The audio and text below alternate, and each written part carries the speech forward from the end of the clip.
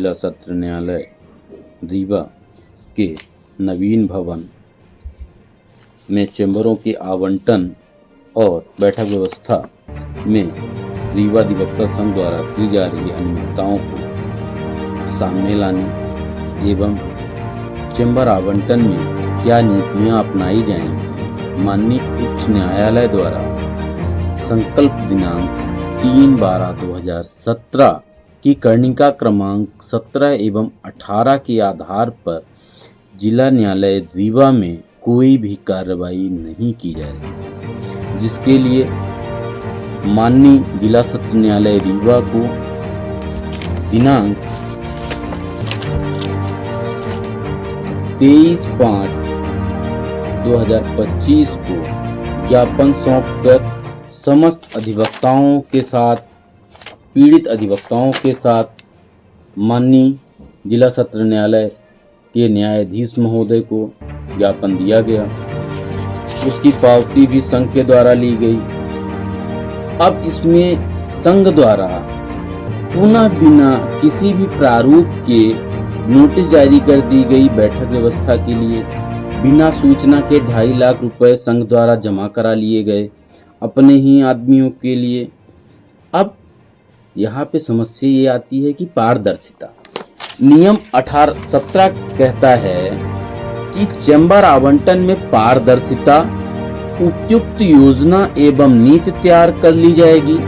उस नीति के आधार पर सत्र न्यायाधीश द्वारा नीति का अनुमोदन किया जाएगा। जब तक कि ऐसी नीति का अनुमोदन नहीं किया जाएगा तब तक वह नीति लागू नहीं होगी। यदि जिला सत्र न्यायाधीश द्वारा किसी भी नीति में कोई कमी पाई जाती है तो उसमें संशोधन करने का उनका पूर्ण अधिकार है। यहाँ पे भी जिला सत्र न्यायाधीश द्वारा ना तो कोई नोटशीट चलाई गई अधिवक्ता संघ के लिए कि आप मेरे पास पहले अनुमोदन लाए। मौखिक रूप से जिला सत्र न्यायाधीश द्वारा यह कहा गया कि रीवा अधिवक्ता संघ द्वारा एक नीति लाई जाएगी, उसी के आधार पर आवंटन होगा। यदि आवंटन नहीं होता है इस तरह का तो मैं उसको निरस्त कर दूंगा। पर यह लैखिक नहीं है अभी तक।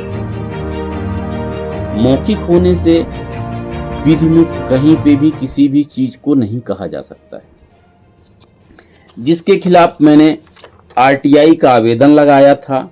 आरटीआई के आवेदन में मुझे स्पष्ट रूप से ये प्राप्त हुआ है कि अभी तक माननीय को किसी भी प्रकार से नवीन भवन प्राप्त नहीं हुआ है, उनकी सुपुर्दगी में नहीं आया है। बैठक व्यवस्था में कुर्सी, टेबल या चैम्बर के लिए कोई भी रेट माननीय उच्च न्यायालय द्वारा निर्धारित नहीं की गई है।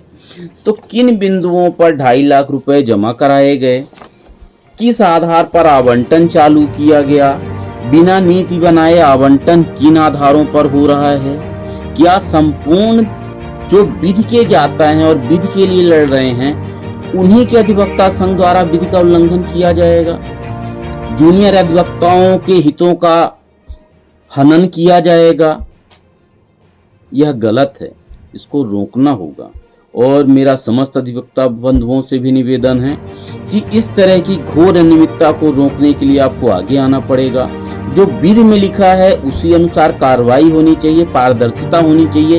हमारा ही संघ है, हमारे ही चुने हुए अध्यक्ष सदस्य हैं और हमारे ही खिलाफ यदि कार्रवाई करेंगे और गलत कार्रवाई करेंगे, सिर्फ निजी स्वार्थ के लिए करेंगे, वह गलत है, उसे हम रोकेंगे। तो मेरा आप लोगों से सबसे निवेदन है कि इसको ज़्यादा से ज़्यादा अपने अधिकार के लिए लड़ें और गलत का हो रही कार्रवाई को रोकें। धन्यवाद। नमस्कार, मैं doctor Akhilesh Patel, national hospital Rewa से।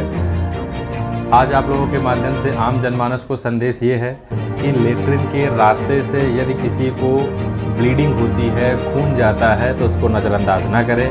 पहली बात तो जो हमारे यहाँ होती है पाइल्स, फिस्टुला, फिशर, ये बीमारी हो सकती है। इस बीमारी का आप पहले के समय में अच्छा ऐसा था कि बीमारी जितना होता था ये भ्रांति थी कि वापस आ जाती है। अब के समय में ऐसा नहीं है। इसका संपूर्ण इलाज लेज़र के माध्यम से बिना चीर फाड़ के उपलब्ध है।